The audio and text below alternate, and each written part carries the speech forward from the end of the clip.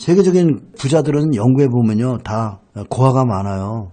부모가 있어도 우리 아버지처럼 능력이 안 되는, 제대로 대학 못 가고 독학으로, 난 정말 독학 많이 했어요. 전 책을 많이 봤습니다.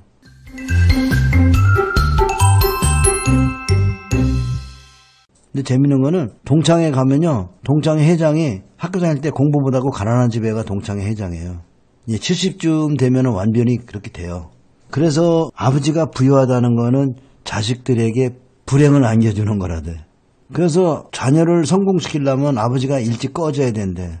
참 굉장히 어려운 얘기예요. 근데 이 말은 자녀들에게 여러분들이 잘 상기시켜야 돼요.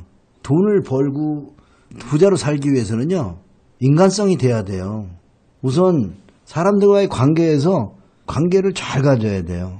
아쉬울 때 찾아와가지고 이러다가 이익 없으면 막 그냥 나중에 갈 때는 막 욕하고 가는 인간들 있죠. 그 말이 그 말이에요. 옛날에 네가 처먹던 물이 안 먹는다고 또 물에다 침 뱉지 말라는 소리 있죠.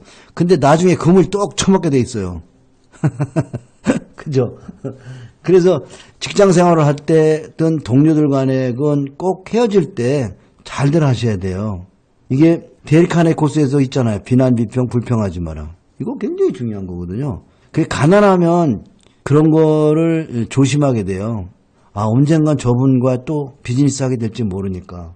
근데 배지가 부르면은 인간성이 좀 결여돼요. 그래가지고 사람들을 좀 얕잡아보고 함부로 행동하죠. 그래서 여러분들이 이 세대에 살아가는데 굉장히 중요한 건 신뢰라고 하잖아요. 이자청이나 정주영 씨 같은 분들은 다 신뢰예요. 예를 들어서 이익이 남지 않는 일도 약속을 지켰잖아요. 보통 사람이 이익이 남지 않으면 어떻게 해요? 약속을 안 지키잖아요. 젊은 사람들에게 제일 중요한 건 신뢰예요. 신뢰에 대해서 고민을 해보세요. 별로 관계가 없는 사람들에게서도 신뢰를 지킴으로써 사람들의 입소문에 의해서 그 사람이 신뢰가 쌓인, 신뢰가 바로 여러분들 돈입니다. 이자청이나 정주영 다 신뢰죠. 마윈 같은 사람들은 신뢰가 있었기 때문에 손정희가 돈을 대준 거, 그 신뢰를 어떻게 검증했겠죠. 그죠? 여기 이거 받아 적어야 돼요. 피터런치 얘기예요. 강세장은 비관 속에서 태어나서 해의 속에서 자라나며 낙관 속에서 성숙해 행복 속에 사라진다. 이게 주식투자 스승들 책 19쪽에 있는 얘기예요. 이 책에 7명의 부자빠의 스승들이 들어있는 거예요. 책 7권 살 거 없어요. 뭐 피트런치 다 살 거 없어요. 중요한 건 여기서 여러분이 이분들의 철학을 이해하는 거예요. 네, 그 중에 제가 중요한 대목 알려드리도록 하겠습니다. 템플턴의 말씀 하나 듣고 가요. 1939년에 전쟁이 있었잖아요. 2차 대전. 이때 이 템플턴이 대학생 다녔다가 그 전에 근무하던 그 회사의 상사를 찾아가서 지금 주식을 사야 될 때니까, 그러니까 지금 8월 6일 같은 날이었다겠지, 그지? 1만 달러를 빌려달라고 그랬어요. 근데 신뢰가 있었으니까 이런 젊은 사람이 1만 달러를 빌려서 미국계 거래하는 주식들 중에서 1달러 미만의 종목을 1달러 미만, 너무너무 떨어진 거죠. 104종목을 샀어요. 104개를 샀는데 그 중에 37개는 파산했어요. 그는 모든 결을 한 바구니에 담는 대신 여러 바구니에 나누어 담아야 한다는 사실을 누구보다 잘 알고 있었다. 존 템플 매수 시점은 완벽했다. 그라임들 국제 정세 전망의 바탕을 둘 첫 번째 돈은 그에게 상당한 수익을 가져다 주었다. 1만 달러가 4만 달러로 불어나 그동안 매수했던 종목 104개 종목 중에 4개 종목만 수익이 없었다. 그러니까 104개 중에서 4개 종목만 수익이 없고 나머지 종목은 수익이 났단 말이죠. 그래서 너무 많이 올라가지고 더 이상 못 올라갈까요? 팔아버렸는데 엄청난 수익이 났음에도 불구하고 한 가지 실수를 저질렀다고 고백했다. 매도 시기를 좀 늦췄어야 했는데 너무 빨리 팔았다는 것이다.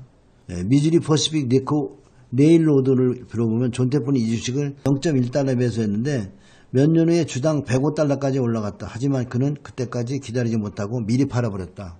이 투자에 얻은 교훈은 무엇일까? 증시의 부정적인 시각이 팽배하고 있고 기업의 가치와 주가가 많이 오른다면 박앤헌터에게는 저럴 기회다. 박앤헌터로서 전망이 나쁘면 나쁠수록 수익률은 더 높다. 최고로 비관적일 때 투자하라는 이유가 바로 여기 있다. 최고로 비관적일 땐 시간이 있었죠. 그죠? 그 시간을 여러분이 생각해야 돼요. 많이 비관적일 때 여러분들이 씨를 뿌려야 돼요. 그럼 언제가 비관적이었어요? 8월 6일날 비관적이었죠. 불화소송 안 줄게. 니네 죽었어. 다 망했어. 니네. 삼성전자, 하이닉스 니들 다 망했고 니네 지수가 빠지면 니네 나라 완전히 망했다고 떠들어 대는데 어때? 그거 바닥이잖아. 8월 6일 지수 볼까? 그거가 비관적이라는 거지. 이런 책을 읽어야지. 안 읽고 뭘.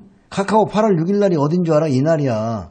이날 11만 8천 원, 11만 8천 원. 이날이 카카오가 그날이잖아. 오늘은 15만 원이네. 카카오는 언제부터 샀죠? 아마 10만 원 밑에서 우리가 샀어요. 우리 부자파 클럽 사람들은 10만 원 밑에서 이거 사가지고 있을 거예요. 지금까지.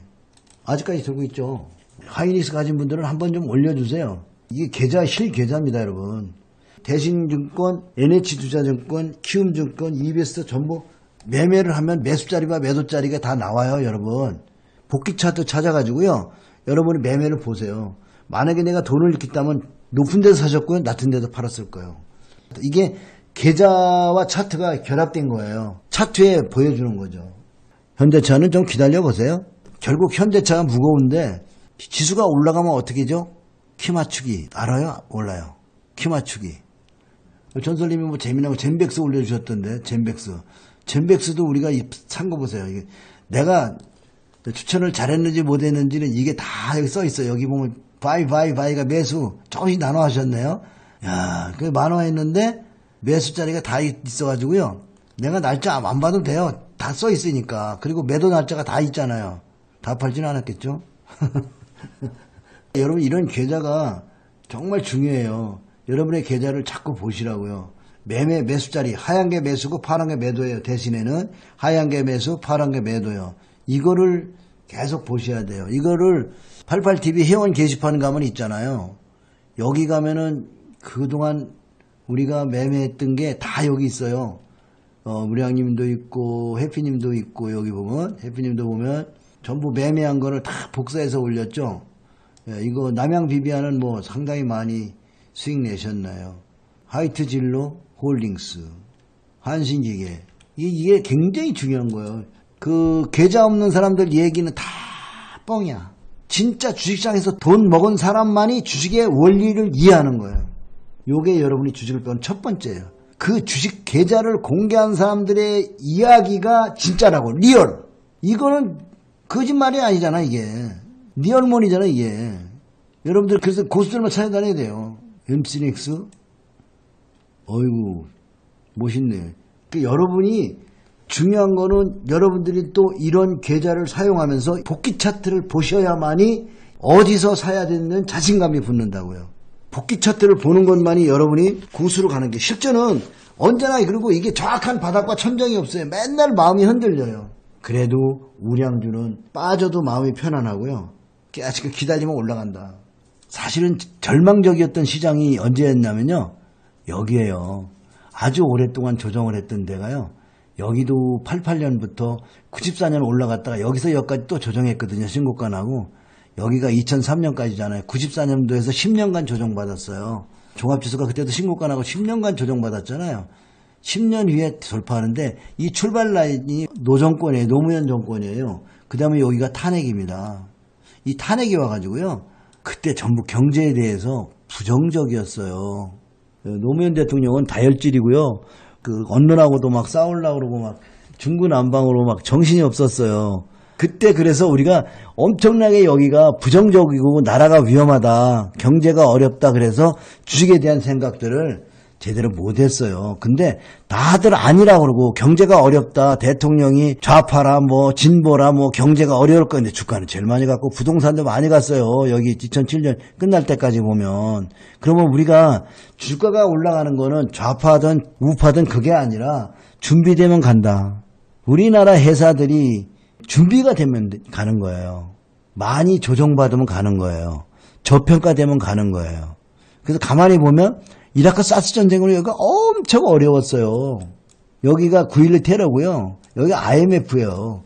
여기가 탄핵이고요. 대바닥은 꼭 어떤 뉴스, 새로운 정권이 들어왔을 때 어떤 큰 뉴스. 자, 근데 보세요. MB 정권이 들어서 가지고 3,000포인트 간다고 하니까 어디로 가요? MB 정권 들어와서 3,000 간다고 그러니까 뒤로 가잖아요. 중요한 건 그거예요. 모두가 긍정적으로 바라보고 경제 주가가 많이 올라가면 편안하다고 생각되면 이미 늦은 거예요. 여러분들 지금 정치권이 편안하지 않죠? 근데 주가는 잘 올라가고 있죠? 그러면 여러분이 지수 보지 말고 종목들을 보세요. 세계에서 경쟁력이 얼마나 있는지를 보세요. 그게 여러분들이 돈 벌 기회입니다. 내가 생각하기에는 여러분에게는 어쩌면 어마어마한 기회가 왔는지도 몰라요. 그렇다고 내가 중소형 개별주에 들어가는 게 아니에요. 큰 장은 주식이 올라가는 데는 목적이 있는 거예요. 경제를 살리기 위해서는 지수가 올라가야 돼. 왜냐하면 국민들이 모두 가처분 소득, 조금이라도 소득이 세야 소비가 늘어. 소비가 늘어야 경제가 사는 거야. 맞죠? 그러면 여러분들이 봐야 되는 건 대형주다는 거죠. 대형주. 돈 잘 버는 대형주가 여러분들에게 돈을 벌어줄 겁니다.